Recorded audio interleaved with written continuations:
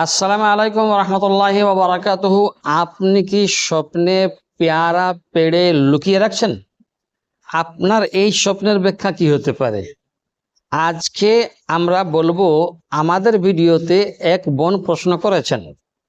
তার প্রশ্ন দুটা। প্রথম প্রশ্ন পেয়ারার ব্যাপারে। তার নাম হলো মোনালিসা।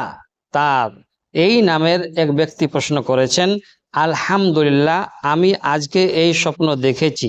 অর্থাৎ আমি গাছ থেকে পাকা পেয়ারা পেড়ে লুকিয়ে রাখছি আর আমার চাচিকে আধা পাকা পেয়ারা পেড়ে দিচ্ছি। এটার লক্ষণ কি হুজুর, একটু জানাবেন। আর হুজুর, আমি আজকে আরও স্বপ্ন দেখি যে আমার ভাই বোনদের আমি টাকা দিচ্ছি নতুন জামা কাপড় কেনার জন্য, আর আমিও নতুন জামা কাপড় কিনছি। একটা বোরকা কিনেছি, 3 পিস কিনছি। তার ব্যাখ্যা কি হবে হুজুর, জানাবেন। তো চলুন কথা না বাড়িয়ে তার এই দুই প্রশ্ন যে এসেছে, দুটা স্বপ্ন দেখেছে, এর ব্যাখ্যা আমরা ফাটাফাট বলে দিই।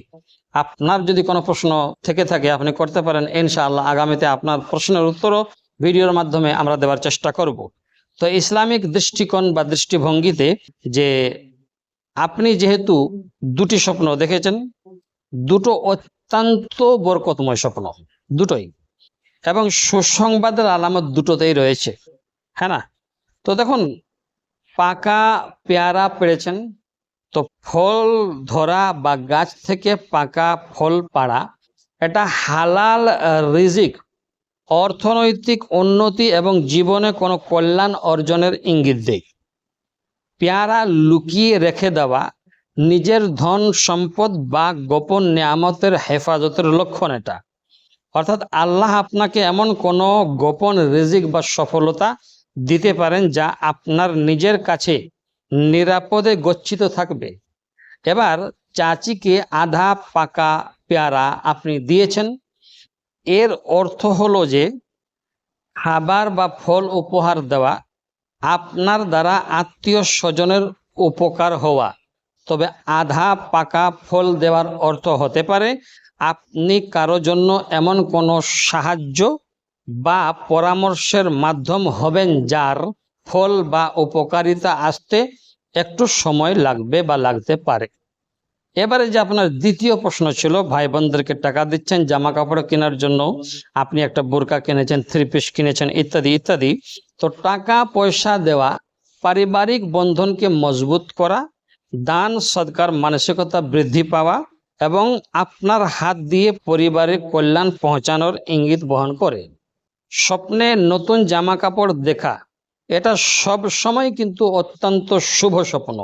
নতুন পোশাক জীবনে নতুন কোনো ইতিবাচক সূচনা, মানসিক শান্তি এবং মর্যাদা বৃদ্ধির লক্ষণ। বোরকা কিনেছেন, তো বোরকা হলো পর্দা, লজ্জা ও আত্মরক্ষার প্রতীক। এটি ইসলামিক দৃষ্টিতে দিনদারি বৃদ্ধি, চরিত্র ও ইজ্জত হেফাজত হওয়া এবং আল্লাহর রহমত পাওয়ার সুস্পষ্ট সংকেত।